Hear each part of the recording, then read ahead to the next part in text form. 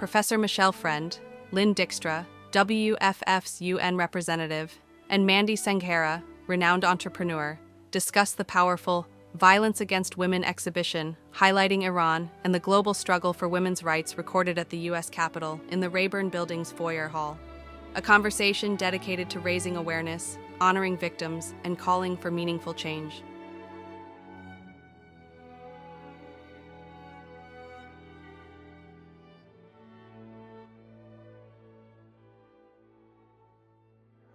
Hi again. How are you? It's so good to see you. Thank you. Good to see nice you. to meet you as well. Nice to Thank meet you.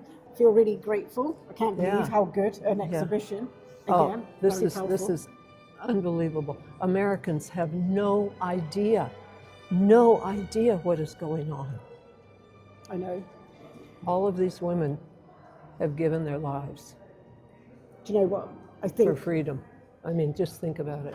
And I Just think- think about it. I know. And I think one of the things that really upsets me is watching the amount of women that have been killed for not wearing a hijab and feeling they're being dishonored, they're Yes. not following things. I And actually I can't imagine just because of what you wear. Or I spent a little bit of time in Turkey and I got a little bit fed up Yeah. that I was the person driving, Yeah. and I would step out of the car and people would give me very dirty looks, and I thought, no, that you've just got to get used to it. I'm obviously a tourist. It's okay. Yeah. And even there, this was in northeastern Turkey.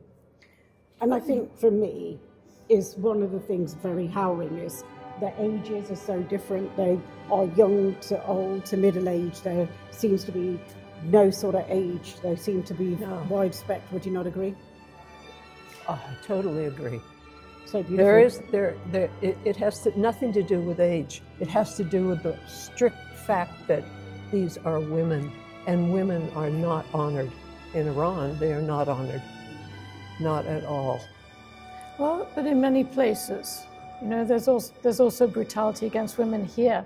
Oh my gosh, So- oh yes. So, Yeah. but No, I would- Iran is not the only country by any means, No. but when you look at this and you look at all these beautiful women who have lost their lives, But I and think for me, it's about the executions. This is about there's a difference about being put in jail. And That's actually, right. the amount of children that have been put into jail, nobody's talking about it. Yeah. The UNICEF and everybody else, we're talking about children's rights, but we're not talking about Iran and putting young people into prisons and stuff like that. And again, like this, pregnant women. yeah, pregnant women executed during the 1980s. Gone, done, their lives over, with a whole life ahead of them, and their So what do you lives think are we can over. do about this then? What do you think that, look at this gorgeous, beautiful women, look at the culture. I mean, the most famous right now, Nasser Amini.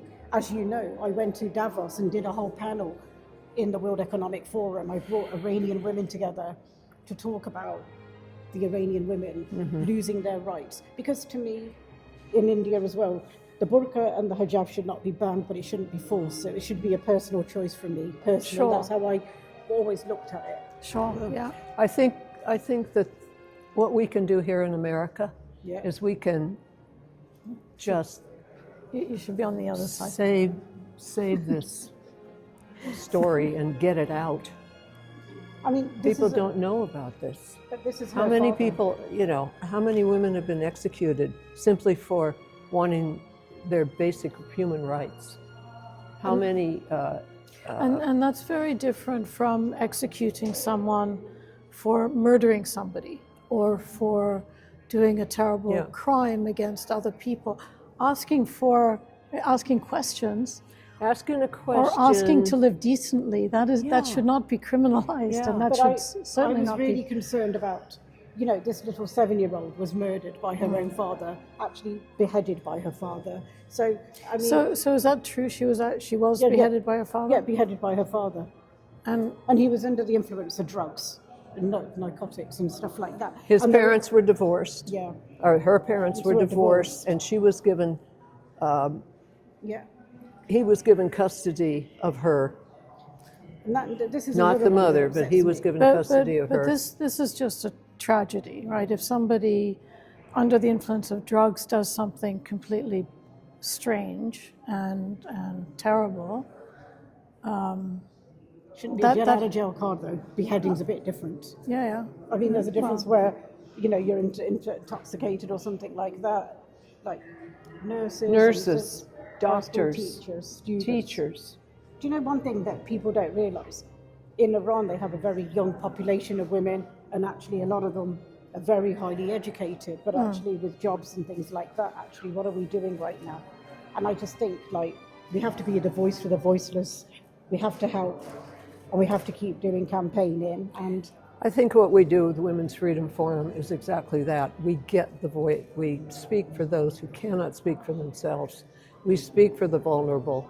We get these issues out into the public domain where we can let Congress know. This afternoon when we're speaking to members of Congress, it's all about the power that they have. They have the power to help every single woman that comes in their purview. Every single one. And they need to exercise that power.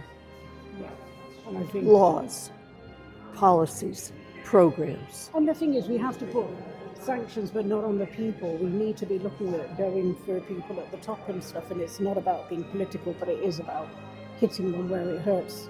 Money. Yeah.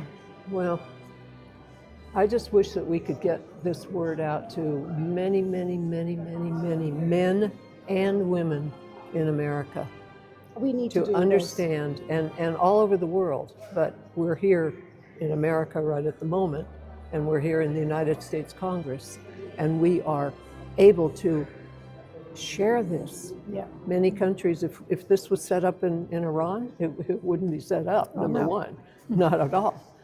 And yet we can do it here. We have the freedom to do it here. That's and right. we cannot lose that freedom. And it's a luxury to have this freedom. Oh my God, And yes. it has to be exercised, as Yes. we fought for here. Yes, And yes, this can help us to be aware of other people in other countries who need help. exactly. And if we have the power, what's the point of all the power if you're not going to exercise it to help other people? Yeah.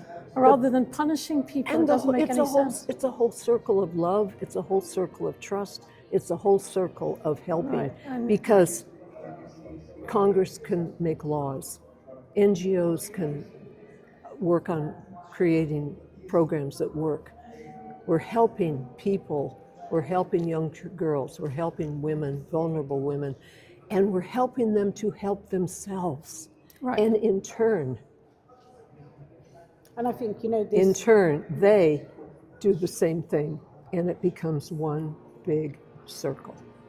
And I It's a think it's beautiful, beautiful, beautiful thing. and we need other organizations and other ethnic groups to join the movement, because actually Iran cannot do this. Me, as being a Sikh woman from India and from Britain, is about being an ally and standing up. I'm not a Muslim, but actually for me, women's rights are human rights, and actually we belong to one race which is human, and we have to stand up and call out wrongdoings, whether it's in my own community, whether it's in Iran.